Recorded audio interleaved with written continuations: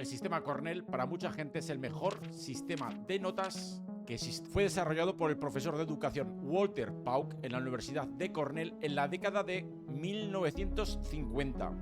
O sea, han pasado más de 70 años. Este sistema es particularmente conocido entre los estudiantes por su simplicidad y efectividad.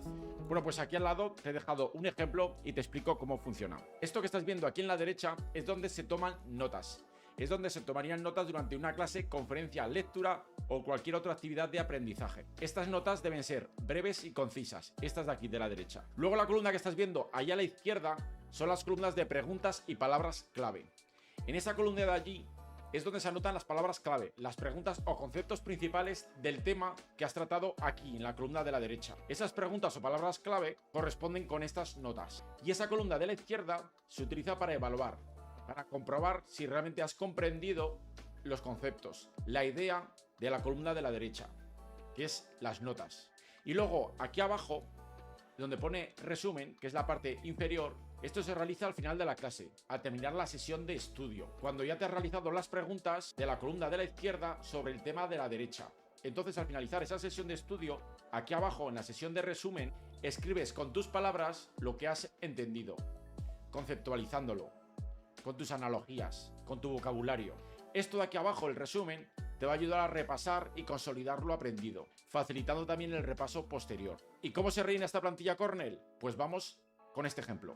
Este ejemplo que estáis viendo es sobre cómo mejorar la inteligencia. Entonces, durante la clase o esa sesión, aquí en la columna de la derecha, tomaríais vuestras notas sobre cómo mejorar la inteligencia. Incluso si no tuvierais espacio en esta columna, podéis añadir un post-it, como hemos puesto aquí abajo. Pero intenta ser breve y conciso a la hora de incluir tus notas. Conceptualizar también es parte del sistema Cornell.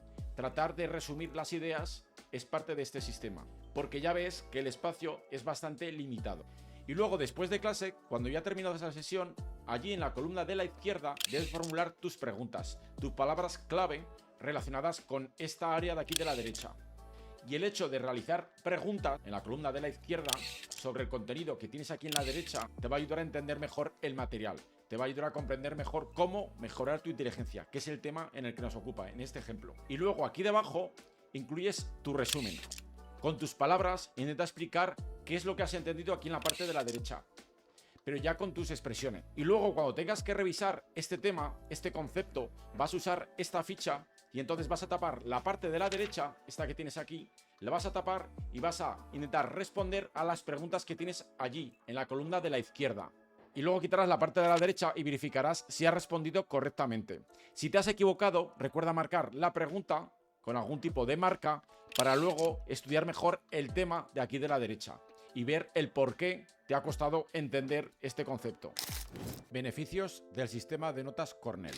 Bueno, ahora vamos con los beneficios de este sistema. Te impide estudiar en modo automático. Muchas veces te pones delante de un libro, empiezas a pasar páginas y tú realmente te estás autoengañando creyendo que estás estudiando, pero lo haces de forma inconsciente. Simplemente te dedicas a leer y a pasar hojas. El sistema Cornell, como te está obligando a realizarte preguntas, te pone en modo aprendizaje activo. Entonces tu cabeza ya empieza a realizar sus conexiones para poder responder a esas preguntas que había en el área de la derecha. Y cambia todo de pasar de aprendizaje pasivo a aprendizaje activo. Entonces, por así decirlo, el sistema Cornell nos está obligando a interactuar con ese sistema de notas. Luego, por otro lado, hay otra cosa muy interesante, es que el sistema de notas Cornell te obliga a segmentar, a atomizar la información. De esto, ahora vamos a ver que hay otro sistema que lo hace mucho mejor.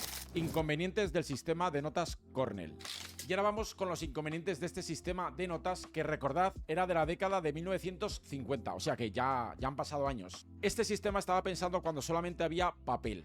Y entonces habíamos creado unas fichas para poder forzar una interacción con nosotros, que era lo que hemos comentado en los beneficios. Pero hoy en día, con las herramientas de notas digitales, para forzar esa interacción, para obligarnos a realizar preguntas sobre el tema que acabamos de estudiar o realizar luego un resumen, no hace falta establecer esa especie de distribución en 3 zonas en fichas, sino que con notas digitales ya podemos simular esta distribución. Incluso podemos crear un tablero Canvas donde plasmar las 3 notas, una que sea de área, otra de preguntas y otra de resumen abajo. Todo esto lo podemos hacer con herramientas digitales, plasmándolo en un Canvas, en un mapa mental visual.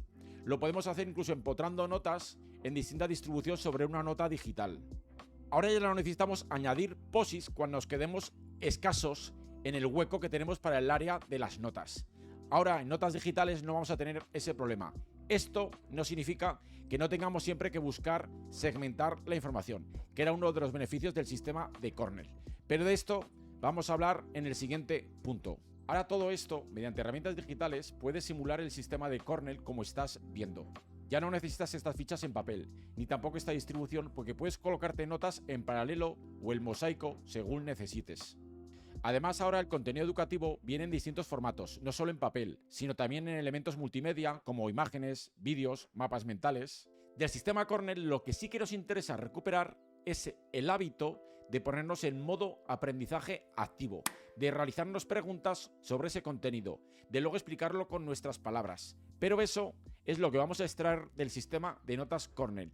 Pero no nos vamos a quedar con esa distribución en papel. Eso es lo que ha quedado ya obsoleto. Veo que hay mucha gente vendiendo plantillas Cornell en digital y eso es lo que me sorprende. Precisamente esa distribución de fichas estaba pensada en papel. Es que en digital no es necesario replicar esa distribución. Tenemos otros elementos multimedia que nos van a hacer mucho más fácil realizar preguntas sobre esas áreas de notas o realizar luego un resumen.